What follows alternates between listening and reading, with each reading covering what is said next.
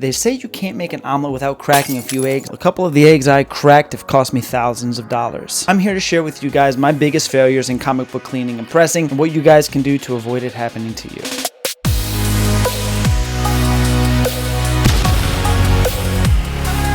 Welcome to the Paper Chase channel, a place where I publicly display my humility to benefit you, the viewer. For that reason, you should definitely hit the like button on this video. So today we're going to be looking at the top 5 biggest comic book pressing failures and flops that have cost me, well, it totals in the thousands. Before we get into this top 5 list, let me say that if you are somebody that's going to be getting into comic book cleaning and pressing, of course, it is always good to do practice books.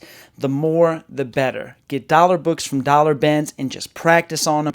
Those are the books you want to mess up before you get into the bigger books. The number 2 biggest rule in comic book cleaning and pressing is patience. Lack of patience will cost you more money and more mishaps than anything in this entire process. And if you don't have it, you definitely got to work on it. Now that we got all the prerequisites and forewarnings out of the way, let's dive into this list. Starting off with number 5 on the list, we have ASM number 124, first appearance of Manwolf. Great prediction before the mishap was a 9.0. After I take the books out of a hot press, they go to a cold press, which lasts until they go in a bag and board and sent out to CGC. So I went to this book, I started just doing kind of a checkup to see if there was any reversion happening, and I actually did notice a little bit of reversion happening on a very stubborn crease along the spine. So what a typical comic book presser or cleaner would do in this situation is treat the crease, which was non-color breaking, along the spine with a tack iron. This is kind of like a spot treatment for stubborn areas that an overall press just won't fix. So I add a little more humidity to the book, I put the book down, I start treating it with a tack iron, and finally the crease was out. It was like it never been there, but I traded one defect for another. Sunken staples. I wasn't paying attention to where the crease was. When you put too much pressure near the staples start to recess into the comic book. This will fall into the structural defect category in CGC. Overall, the comic book still appears to be an extremely high grade, both the back and the front cover, but my prediction on this is a 2-point grade drop. A 9.0 valued at $375, down 2 grades to an 8.0, to a $270 book, a loss of $175 from a careless mistake. Number 4 on the list is XMen 94. My favorite reader copy that I own, and boy, it looks good from the front, doesn't it? Well, this is the second appearance of the iconic Colossus Storm Nightcrawler. The Chris Claremont run starts here. Most people that collect comics know about this book. As we can see, the cover on this is extremely attractive, just some very light creasing.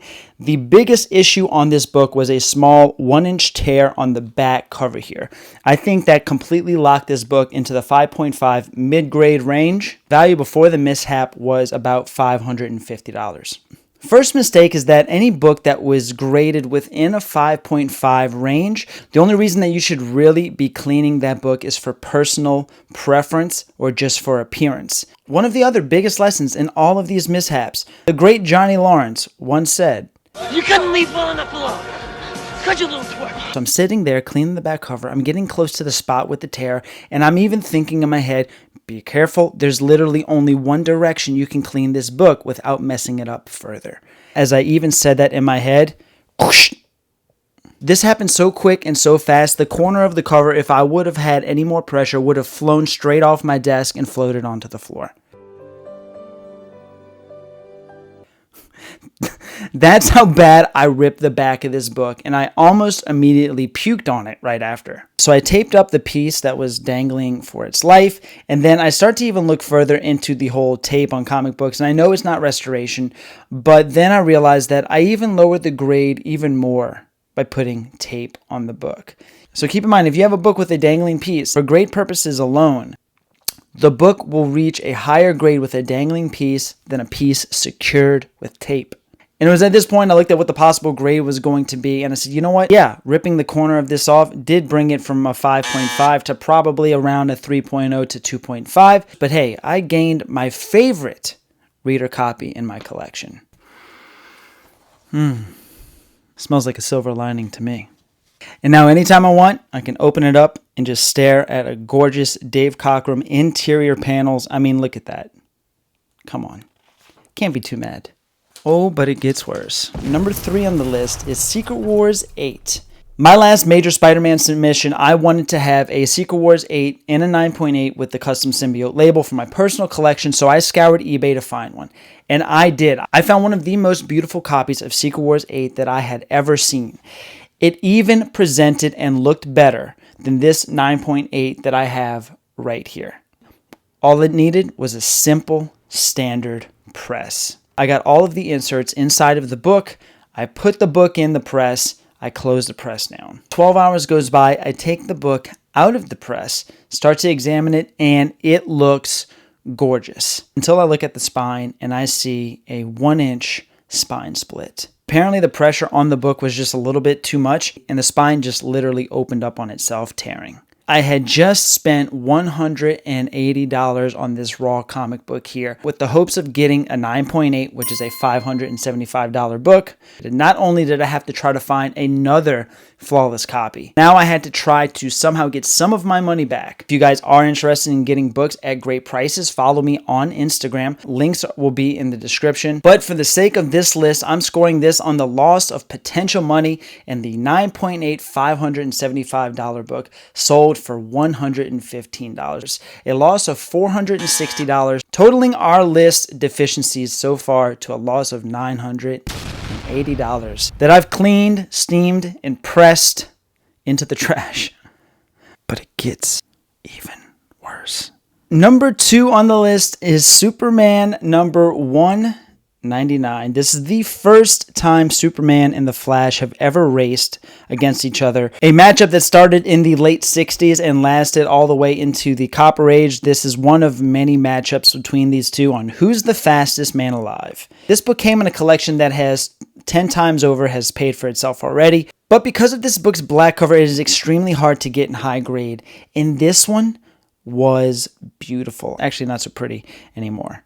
The estimated condition of this book before I completely fucked it up was an 8.5, valuing at $1,200. Spine ticks were minimal, no major creases. The biggest flaw on this book was some page tanning on the back cover. Again, we're not going to dive too further into how to do all these things, but if you've ever read Captain Mike's stuff, he does a lot of the advanced cleaning and page whitening and things like that, something that I have come to be pretty good at with some success, but again, this is not one of them. Needless to say, multiple things went wrong on this. Working on the back cover for a long period of time with a tack iron and moisture, I failed to put down a piece of parchment paper on the front cover. So after I was completely done with the back cover, I slowly peeled off the book from the paper it was sitting on, and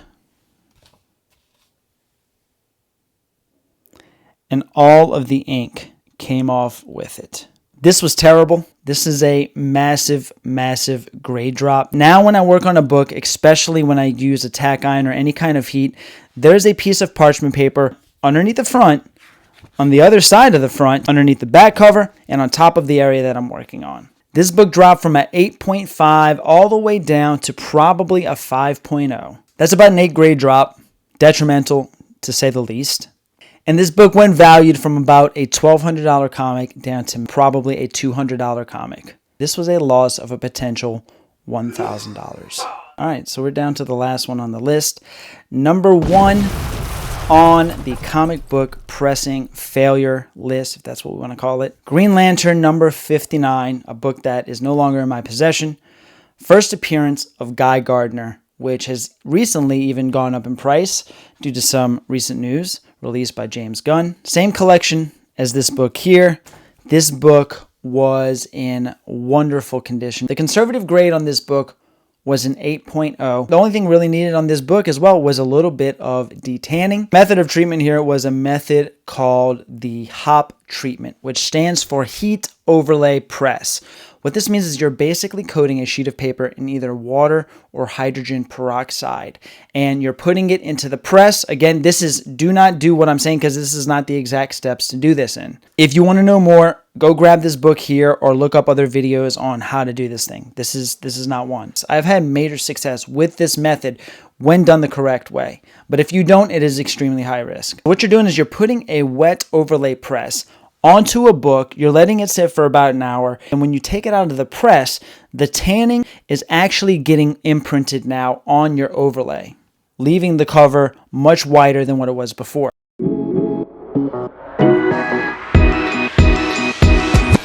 This can sometimes take 2 or 3 treatments. However, the biggest risk when doing this method is you're causing pressure on the staples and you're causing moisture on the staples. If the moisture or the pressure at any point is too much, you're going to slowly cause the sunken staple defect that happened in the spot number 5 that was on this list. So after about the 3rd treatment that I had done on this book, when I went to go open up the cover of the book, the cover completely detached from the book. This book went from an 8.0 valued at $1,150 to selling on eBay in an auction for $80. This was a loss of $1,070 by incorrectly doing this method. And bringing the total potential dollar amount loss to $3,050.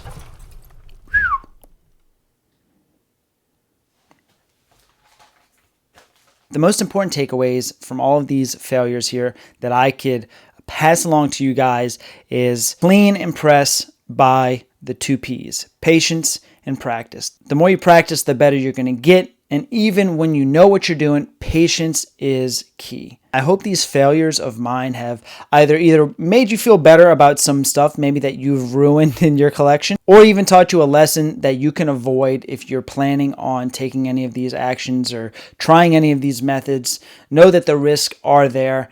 And if you're very, very emotionally invested in these books and don't feel 100% confident in your abilities, it might be better to just leave it as it is. I want to hear in the comments below, what's your biggest mishap? Let me hear yours. As always, thank you guys for watching. Hit like on your way out, and we'll see you on the next page, if it's still attached.